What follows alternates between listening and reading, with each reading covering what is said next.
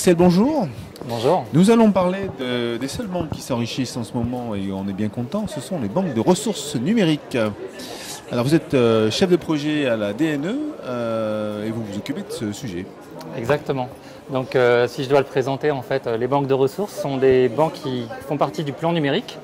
Ce sont un des éléments en fait, et ces banques sont des ressources mises à disposition gratuitement de l'ensemble des enseignants du cycle 3 et du cycle 4, du CM1 jusqu'à la 3e, et la proposition était de venir en complément des manuels sur des ressources, donc des contenus et des services pour les besoins métiers, dans l'ensemble des champs disciplinaires, donc français, mathématiques, les 3 sciences du collège, les langues vivantes et l'histoire-géographie. Banque de ressources, quelle importance ça a pour un enseignant d'avoir une banque de ressources à disposition? Alors dans le cadre des nouveaux programmes qui arrivent, en fait, on vient avec des compléments qui vont permettre de mettre en œuvre ces nouveaux programmes avec les attraits du numérique, donc par exemple la différenciation, l'évaluation, un renouvellement des supports aussi, donc en cohérence évidemment avec les nouveaux programmes, mais quelque chose qui soit renouvelé, qui soit dynamique. Ça c'est la proposition du côté des contenus. Mais du côté des services qui sont mis à disposition, l'enseignant peut très bien aussi importer dans ses banques de ressources, du côté des services, ses propres ressources. Je prends un exemple simple. En géographie, par exemple, on va travailler sur le quartier ou sa ville. On a une carte de Toulouse avec un fond sur travailler donc la ville et le quartier. L'enseignant pourra très bien dire je change ma carte parce que je travaille à Nice, prendre la carte de Nice, mais le fond restera bon évidemment en l'adaptant. Donc ces ressources ont cette particularité-là d'être proposées, pensées par les équipes pédagogiques, mais modifiables. Donc on peut les réagencer comme on veut, on peut les modifier, réorganiser l'ordre et importer ses propres contenus surtout. On parle des banques de ressources, oui. Donc il y a plusieurs disciplines représentées. Est-ce qu'on peut parler un petit peu rapidement sur cet éventail des possibles?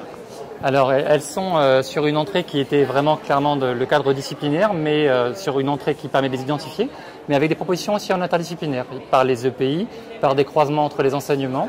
On est sur quelque chose, une entrée, donc comme je l'ai dit, un français mathématiques, histoire, géographie, sciences et langues vivantes. On avait construit une réponse en termes de besoins métiers pour l'enseignant sur créer ses cours, les réaliser et évaluer les apprentissages autour d'un tronc commun dans l'ensemble des banques, 70% des besoins métiers dont je viens de parler, création de ces contenus, proposition aux élèves et ensuite évaluation, complété de 30% de besoins disciplinaires. Alors un exemple simple, c'est autour des langues vivantes, on a une entrée très très forte autour des pratiques, autour de compétences à l'oral. Donc clairement, c'est les 30% que j'évoque. Donc on a ce tronc commun complété de 30% de spécificités disciplinaires. Comment y accéder? Alors pour y accéder, c'est extrêmement simple. On a 2 possibilités. Soit on s'y inscrit individuellement à partir de sa seule adresse académique. Donc on a un peu comme pour EduTech, avec juste votre adresse académique, vous pouvez accéder à l'ensemble des offres. Et les enseignants, quelle que soit leur discipline, peuvent accéder à l'ensemble des banques pour aller voir s'il y a des choses qui pourraient les intéresser pour travailler en collaboration avec d'autres enseignants. Donc une adresse académique et parfois on demande en complément l'UAI, donc ce qu'on appelait le RNE, l'identifiant de l'établissement. Ça c'est le premier temps. L'autre possibilité, ça aura tendance à se généraliser à partir de la rentrée 2017, c'est de rentrer naturellement via les ENT. Mais on a bien ces 2 temps et c'est vrai que dans le premier degré, pendant plusieurs mois encore, il faudra avoir cette démarche de s'inscrire pour les enseignants de CM1 et de CM2 avec son adresse académique. C'est la clé d'entrée à de nombreux services mis à disposition par le ministère.